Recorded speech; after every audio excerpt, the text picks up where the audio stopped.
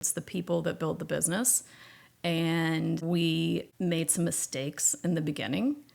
And I think any business is going to think, oh, we found the perfect person. And sometimes you find out that just wasn't the case. Even with all of your knowledge and all of your background and all of your experience, sometimes a person just isn't the right fit. And so we have been super successful with finding really good people that are kind of the pillars of the company. And, you look at Mike Bitar, that was one of our very early hires, and it sure made a difference.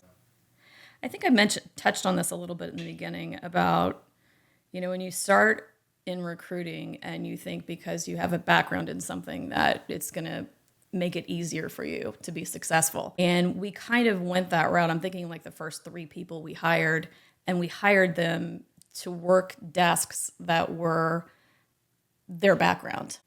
That comes with a little bit of a problem because you, again, as I said, have a feeling of, I know this. I know how to do this. I know who to talk to. I know, and so you don't go through the basics of what you learn very early on in recruiting. And it's, so many calls and so many connections and all of this stuff. And you think you know better because you're from that industry and you know how to get in and find the right people. And that wasn't necessarily the case. I think it's more about skill set as opposed to background.